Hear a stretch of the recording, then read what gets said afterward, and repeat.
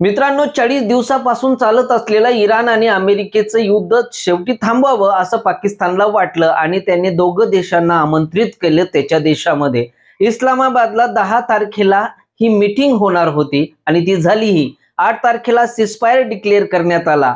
इराणचं शिष्टमंडळ आणि अमेरिकेचं शिष्टमंडळ इस्लामाबादमध्ये पोहोचलं खरी, परंतु त्या ठिकाणी 21 तास मीटिंग चालूनही रिझल्ट निगेटिव्ह आला. याच्यासाठी पाकिस्तानला सगळेच नावं ठेवायला लागले. म्हणजेच मध्यस्थी करून पाकिस्तानच्या अंगावर आलं का, हे मात्र एक्सपर्ट लोक म्हणतायत. तर या व्हिडिओमध्ये आपण डिस्कस करणार आहोत की पाकिस्तानला याचे काय परिणाम भोगावे लागतील आणि इराण अमेरिकेच्या मध्ये शांतीदूत बनणारा जो पाकिस्तान होता त्यांच्या अंगावर का सगळं आलं, याच्याविषयी आपण चर्चा करणार आहोत. नमस्कार, मी प्रवीण कुमावत. आपण पाहत आहात प्रवीण कुमावत ऑफिशियल हे चॅनल. मित्रांनो, पाकिस्तानने मध्यस्थी दाखवून इराण आणि अमेरिकेला एका टेबलवर बसायला मजबूर तर केलं. तर दोघं देशांच्या शर्ती इतक्या कडक आणि कठीण होत्या. म्हणजे अमेरिकेला पाहिजे होतं की इराणने मी ठेवलेल्या शर्ती मानाव्यात आणि इराणला असं वाटत होतं की अमेरिकेने आमच्या शर्ती मानाव्यात. परंतु इराणने ज्या शर्ती ठेवलेल्या होत्या त्या शर्ती अमेरिका कधी मान्य करणारच नाही. इवन अमेरिकेने जे शर्ती ठेवल्या होत्या त्या इराण कधी मान्य करणारच नाही. म्हणजेच याचा रिझल्ट निगेटिव्ह आला. 21 तास मीटिंग चालूनही त्या ठिकाणी कोणत्याही प्रकारचं तेल आणि तूप निघायला तयार नव्हतं आणि अशातच पाकिस्तानची पूर्ण नाचिक्की झाली.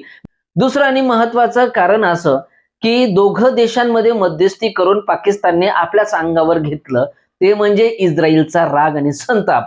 कारण की त्यांचा विदेश मंत्री आसिफ ख्वाजाने अशी ट्विट केली आणि ही ट्विट अशा वेळी केली ज्या वेळेस दोघं देशांचं म्हणजे इराण आणि अमेरिकेचं शिष्टमंडळ हे पाकिस्तानमध्ये पोहोचणार होतं आणि त्यावेळेस हा व्यक्ती ट्विट करतो आणि इस्रायलला वेगवेगळ्या प्रकारच्या गोष्टी म्हणतो. म्हणजे इस्रायलला हा कॅन्सर म्हणतो, जगात याचं अस्तित्वच नाहीये.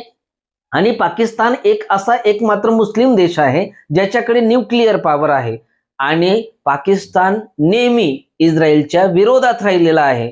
आणि हे वक्तव्य केल्यानंतर इस्रायलकडनं पलटवार झाला आणि पाकिस्तानला खडी खोटी सुनावली आणि पाकिस्तानला म्हटलं की जर तुम्ही अशा बाता करत असतील तर तुमचे सुद्धा हाल फिलिस्तीन आणि लेबनान सारखे झाल्याशिवाय राहणार नाहीत. त्याच्यानंतर यांचा जो विदेश मंत्री होता आसिफ ख्वाजा याने हा ट्विट डिलीट केला. परंतु कुठेतरी असं वाटतं की पाकिस्तानच्या अंगावर आल्यासारखं आहे. जर त्याने मध्यस्थी केली नसती तर इस्रायलला अशा ट्विट गेल्या नसत्या, इस्रायलने असा जबाब दिला नसता आणि दोघांचे जे संबंध आहे अधिक बिघडले नसते. भविष्यात सांगता येत नाही की इस्रायल पाकिस्तान सोबत युद्ध करू शकतो. म्हणून या गोष्टी अशा चर्चेत चालू आहेत. तिसरी आणि महत्वाची गोष्ट, शिहापंथी हे लोक पाकिस्तानमध्ये भरपूर संख्येने राहतात. ज्यावेळेस फिलिस्तीनवर अटॅक करत होता इस्रायल त्यावेळेस सुद्धा इस्रायलची कडी निंदा यांनी केली होती. इवन अमेरिकेने ज्यावेळेस इराणवर अटॅक करायला सुरुवात केली त्यावेळेस अमेरिकन्स विरुद्ध पाकिस्तानी लोक उठले होते. इवन त्यांच्या राजदूताच्या महालावर त्यांनी अटॅक केला, तोडफोड केली. परंतु पाकिस्तानच्या लोकांवरच पलटवार झाल्यामुळे अमेरिकन सैन्याने 12 ते 13 लोकांना मारून टाकलं आणि त्याच वेळेस पाकिस्तानच्या सरकारने कोणत्याच गोष्टी केलेल्या दिसत नाही. त्याच्यामुळे असं वाटतंय की सरकार सुद्धा अमेरिकेच्या फेवर मध्ये आहे. या ठिकाणी जो शिया पंथ आहे तो खामनेईचा जवळचा आहे. जे काय इराणवर अत्याचार अन्याय होत होते ते मात्र हे लोक खपवून घेणारे नव्हते. त्याच्यामुळे शिया पंथी जे लोक आहेत त्या सरकारवर नाराज आहेत आणि अशातच सरकार विरोधात घरातच मोठं आंदोलन होण्याची शक्यता आहे. चौथं आणि महत्वाचं कारण की पाकिस्तानने जी मध्यस्थी दाखवली त्याचा रिझल्ट निगेटिव्ह आल्यामुळे लोकांचा विश्वास उडालेला आहे. पाकिस्तान पुन्हा एकदा तोंडावर पडलेला आहे असं एक्सपर्ट लोकांचं म्हणणं आहे. तर पाकिस्तानने म्हणजेच मध्यस्थी करून खूप मोठी चूक करून टाकली. एक तर इस्रायल सोबत संबंध खूप बिघडवून टाकले.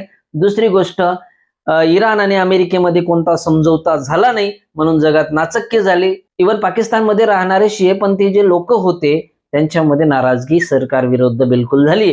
या व्हिडिओ बद्दल तुम्हाला काय वाटतं आणि असं पाकिस्तानने करायला पाहिजे होतं का? कमेंट सेक्शन मध्ये नक्की कळवा. जय हिंद, जय महाराष्ट्र.